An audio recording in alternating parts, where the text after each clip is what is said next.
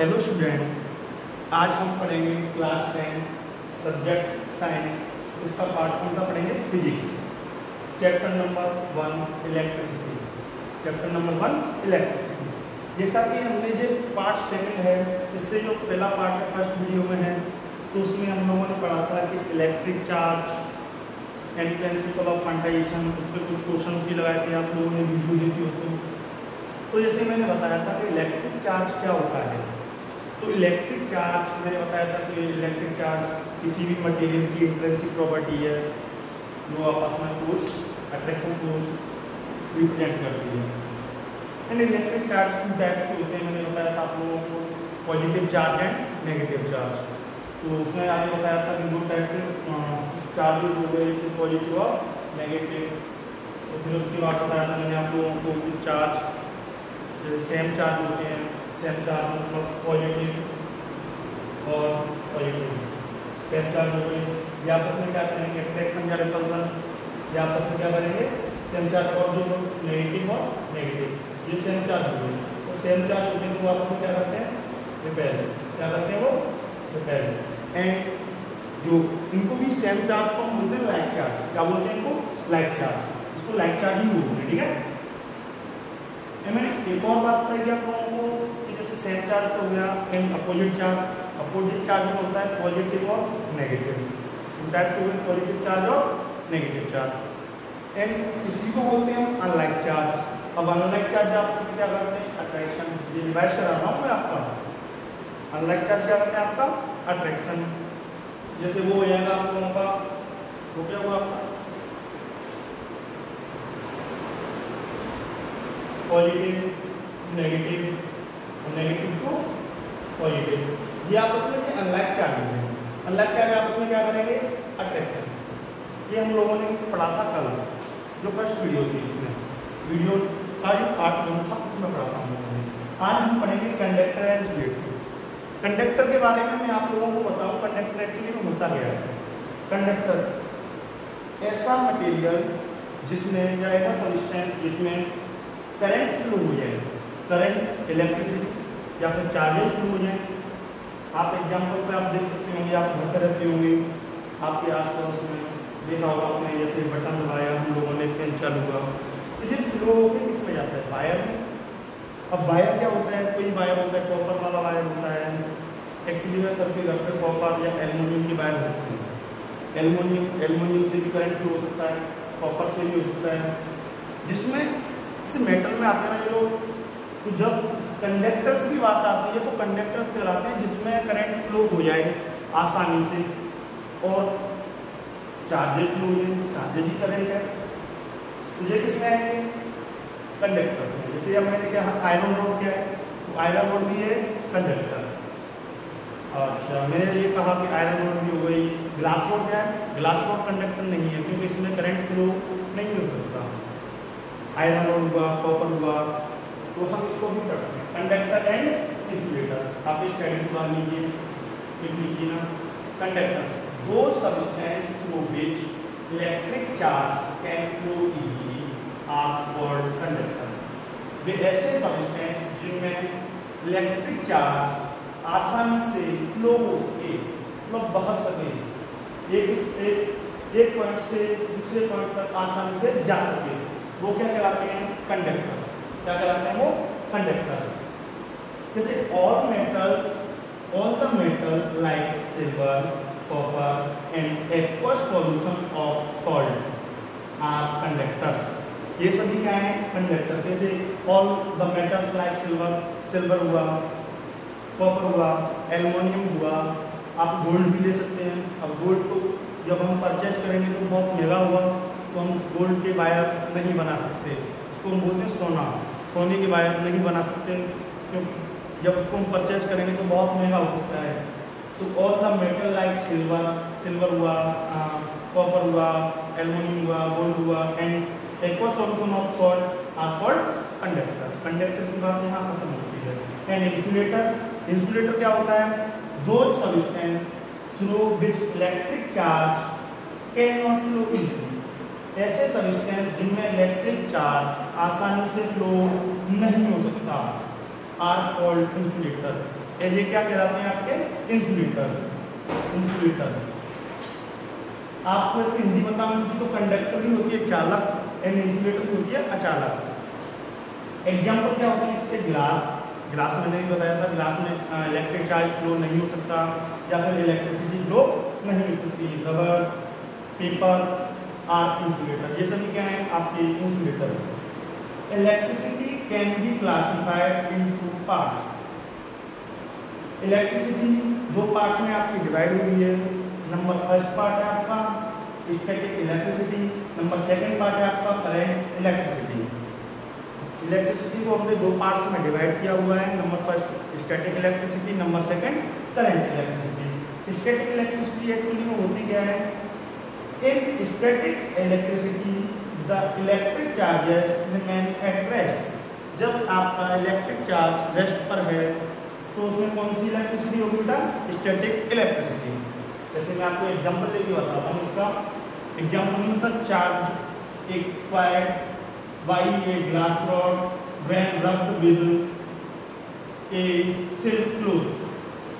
ये दो बार हो गया तो इसको हटाना यहाँ से। जैसे the charges acquired by a glass rod when rubbed with a silk cloth is the example of static electricity। जब हम किसी ग्लास रॉड को सिल्क के कपड़े पर रगड़ते हैं तो वहां से क्या हमें जनरेट होती है? ये किस चीज का एग्जांपल है? वहां से हमें पता है कि चार्ज जनरेट होता है। चार्ज ये किस चीज के एग्जांपल में आता है? तो ये किसके लिए आता है? स्टैटिक इलेक्ट्रिसिटी का एक एग्जांपल है। Number second current electricity. Current electricity होता क्या है? In current electricity the electric charges are in motion and produce an electric current. Current electricity में जो चार्ज होता है वो किसमें होता है? मोशन में। जैसे कोई भी चार्ज मोशन में, आपको मैं बताता हूँ। जैसे वायर लिया, वायर यहाँ पर है, एक वायर का यहाँ पर है। जैसे ये मैंने आपको यहाँ पर समझाता हूँ। मैंने वायर लिया, वायर का पॉइंट ए यहाँ पर है, पॉइंट बी यहाँ पर। आप लोगों ने देखा हो, मैं इसको अगर बैटरी से कनेक्ट कर दूँ या सेल से कनेक्ट करूँगा। जब मैं सेल से कनेक्ट करूँगा तो यहाँ पर जो करंट फ्लो होगी तो इस पॉइंट से गया, इस पॉइंट से गया, तो ये मोशन में आएगा ना। एक पॉइंट से लेकर सेकंड पॉइंट तक अगर करंट जा रहा है या चार्जेस जा रहे हैं तो वो मोशन में है, तो वो किसमें आएंगे? करंट इलेक्ट्रिसिटी में। तो current electricity in current electricity the electric charges are in motion and the produce an electric current. Next बात आती है इलेक्ट्रिक पोटेंशियल। इंपोर्टेंट पार्ट है इसका है इलेक्ट्रिक पोटेंशियल। ध्यान से पढ़ना आप लोग।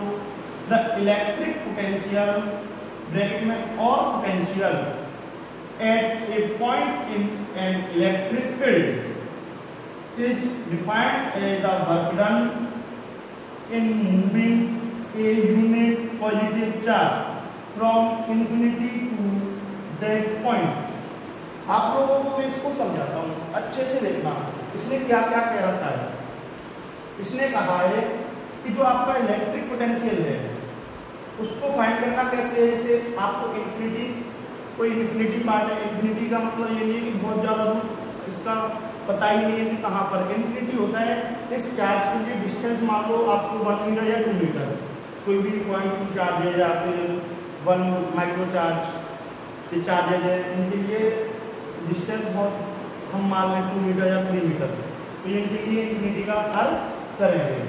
जैसे मैं आपको बताता हूँ इन्फिनिटी, जब किसी चार्ज को इन्फिनिटी से लेके आया जाता है, मान लो बहुत दूर से लेके आया है, इस पॉइंट से लेकर आ रहा है इस चार्ज को इन्फिनिटी से, या ये चार्ज इन्फिनिटी से इस पॉइंट तक आ रहा है, पॉइंट ए तक, तो इसके चार्ज के द्वारा जो चार्ज आ रहा है ना, इस चार्ज के द्वारा जब कोई वर्क डन किया जाएगा, इस चार्ज के द्वारा क्या किया जाएगा? क्यू चार्जेस आ रहा है, इस चार्ज के द्वारा पॉइंट ए तक आने में जो वर्क डन किया जाएगा वो वर्क डन तथा इस चार्ज की क्वांटिटी का रेशियो क्या कहलाता है? आपका इलेक्ट्रिक पोटेंशियल। मैं दोबारा बताता हूँ आपको। जब किसी चार्ज को इन्फिनिटी से, इन्फिनिटी ये वाला पॉइंट मैंने मान लिया इसके लिए इन्फिनिटी, और ये पॉइंट मान लिया मैंने ए, तो जब ये चार्ज इन्फिनिटी, इसकी क्वांटिटी कितनी है? Charge Q. जब इस चार्ज को इन्फिनिटी से किसी पॉइंट तक लाया जाता है या ये चार्ज आता है, इसके द्वारा जो वर्क डन किया जाता है ना, वो वर्क डन तथा एंड इस चार्ज की क्वांटिटी का रेशियो क्या कहलाता है? Electric potential. Potential is denoted by the symbol V and its unit is volt. जो पोटेंशियल होता है उसका सिंबल होता है क्या? V एंड इट्स यूनिट क्या होती है इसकी? वोल्ट। इसकी यूनिट क्या होती है? वोल्ट।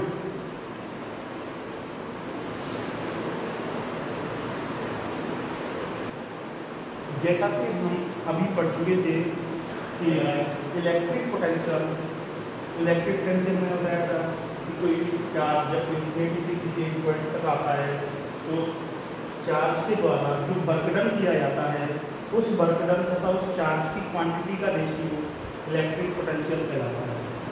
अब उसका जो फॉर्मूला आता है जब तो V = W/Q। मैंने आप लोगों को बताया था कि हम उसको रिप्रेजेंट या डिनोटेट करते हैं, वो V से करते हैं, कैपिटल V से, V फॉर विक्ट्री वाले V।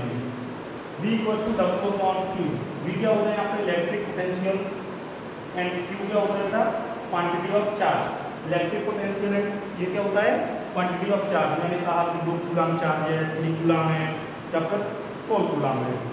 इसके बाद आता है पोटेंशियल डिफरेंस। पोटेंशियल डिफरेंस क्या होता है? वो तो था इलेक्ट्रिक पोटेंशियल। इलेक्ट्रिक पोटेंशियल में इन्फिनिटी से किसी एक पॉइंट तक चार्ज को लेके लाया जा रहा था या लेके चार्ज को ला रहा था। एंड इस पोटेंशियल डिफरेंस में होता है कि किसी एक पॉइंट से किसी दूसरे पॉइंट तक, जैसे ये वाला देखो, किसी एक पॉइंट से किसी दूसरे पॉइंट तक चार्ज को लाया जाए तो इसमें जो वर्क डन होता है उस वर्क डन तथा उस चार्ज की क्वांटिटी का रेशियो क्या कहलाता है? Potential difference. यानी प्रॉब्लम क्यों पढ़ते हैं? Potential difference. The potential difference between 2 points in an electric circuit is defined as the amount of work done in moving a unit charge from one point to the other point। मैंने अभी आप लोगों को बताया है कि potential difference, मैंने बताया है कि किसी एक पॉइंट से इधर देखो, किसी एक पॉइंट से किसी दूसरे पॉइंट तक, मान लो फर्स्ट पॉइंट मैंने मान लिया B, ये पॉइंट मान लिया मैंने A, इस पॉइंट से किसी चार्ज को लेके या चार्ज आ रहा है, कहाँ तक आना है? इसको पॉइंट A तक। तो इन दोनों के जो पोटेंशियल होगा ना VA - VB, जब ये चार्ज इस पॉइंट पर आएगा तो जो इनका ये डिफरेंस होगा पोटेंशियल का, वो क्या कहलाएगा? जब work done upon Q, work done मतलब इस चार्ज के द्वारा इस पॉइंट तक आने में जो वर्क डन हुआ होगा उस वर्क डन तथा इस चार्ज का क्वांटिटी का रेशियो क्या कहलाएगा? Potential difference. तो जैसा कि हम देखते हैं कि potential difference equals to work done upon quantity of charge move. जो चार्ज एक पॉइंट से दूसरे पॉइंट तक आ रहा है उसकी क्वांटिटी कि कितने का है, 2 कूलम का है या 3 कूलम का या 4 कूलम का है। जैसे ये मैंने अभी आपको समझाया कि इस पॉइंट से इस पॉइंट तक आना है इस चार्ज को, तो उसका पोटेंशियल डिफरेंस क्या होगा? VA - VB = W/Q। The SI unit of potential difference is volt. Potential difference की जो SI यूनिट होती है वो क्या होती है? Volt. Which is denoted by the letter of V। उसको हम किससे डिफाइन करते हैं? V से। ऐसा ही जैसा इलेक्ट्रिक पोटेंशियल है, जस्ट ऐसा ही पोटेंशियल डिफरेंस है, बट उसमें इन्फिनिटी से किसी चार्ज को लाया जाता है और इसमें किसी पॉइंट से किसी दूसरे पॉइंट तक ले जाया जाता है। जैसे इलेक्ट्रिक पोटेंशियल मैंने बताया था कि इन्फिनिटी से किसी चार्ज को एक पॉइंट तक लेके आया जाए, इन्फिनिटी से किसी पॉइंट को इस पॉइंट तक लेके आया जाए किसी चार्ज को। एंड इसमें क्या होता है? पोटेंशियल डिफरेंस में किसी तो पर्टिकुलर फिक्स्ड पॉइंट से किसी चार्ज को लाया जाता है, तो ये आता है पोटेंशियल डिफरेंस में, और इन्फिनिटी वाला आता है इलेक्ट्रिक पोटेंशियल में। कोई प्रॉब्लम इसमें? And next point, the potential difference is measured by means of an instrument called voltmeter. Potential difference को हम एक इंस्ट्रूमेंट से मेजर करते हैं जिसका नाम है, मापन करते हैं, मेजर मतलब मापन, तो उस इंस्ट्रूमेंट का नाम है वोल्टमीटर। क्या नाम है उसका? वोल्टमीटर। नेक्स्ट पॉइंट है a voltmeter has a high resistance so that it takes a negligible current from the circuit. Potential difference का जो रेजिस्टेंस होता है, रेजिस्टेंस उसको हम कितना रखते हैं, हाई। जब हम पोटेंशियल डिफरेंस का रेजिस्टेंस हाई रखेंगे तो उसका जो करंट है, करंट मेजर करने की प्रॉपर्टी है वो कितनी हो जाएगी, नेग्लिजिबल। नेग्लिजिबल मतलब नगण्य, 0.000। अगर आपके सामने जे 001 दिया जाए तो ये क्या है, नगण्य है, नेग्लिजिबल है। करंट के अकॉर्डिंग अगर 10 आए, 10 एम्पियर के अकॉर्डिंग ये क्या है, नेग्लिजिबल करंट है। या 100 एम्पियर के अकॉर्डिंग ये क्या है, नेग्लिजिबल करंट है। करंट की बात की है हम लोगों ने यहाँ पे। Next, voltage is the other name for potential difference. Voltage क्या है, इसका पोटेंशियल डिफरेंस का अदर नेम है, दूसरा नेम क्या है, वोल्टेज।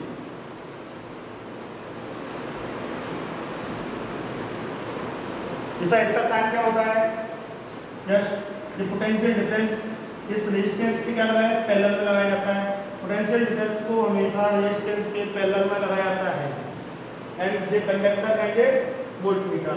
अब मैं आपको एक बात बताऊं, जो अभी मैंने बताया था कि ए वोल्टमीटर है a high resistance so that it takes a negligible current from the circuit. जब इसी सर्किट में रेजिस्टेंस, जब हम करंट मेजर करते हैं इसी सर्किट में, वोल्टमीटर क्या करता है, वोल्टेज मापता है, एंड एमीटर होता है वो करंट मेजर करता है। तो जब वोल्टमीटर को किसी कंडक्टर के पैरेलल में लगाते हैं तो उसका रेजिस्टेंस क्या रखा जाता है, हाई, इसका वोल्टमीटर का। ये क्योंकि ये क्या करता है, करंट को नेग्लिजिबल कर दे रहा है। नेग्लिजिबल करेगा तो इसमें केवल वोल्टेज ही मेजर होंगे। ठीक है, अब ये बताया जाएगा रेजिस्टेंस क्या होता है। रेजिस्टेंस के बारे में हम आगे पढ़ेंगे नेक्स्ट वीडियो में। ठीक है, ये इसका डायग्राम है, इसको कंप्लीट करना। इसके क्वेश्चंस है वो हम नेक्स्ट वीडियो में पढ़ेंगे। क्वेश्चन, रेजिस्टेंस, बाकी इलेक्ट्रिक करंट हम किसको पढ़ेंगे नेक्स्ट वीडियो में। Thank you.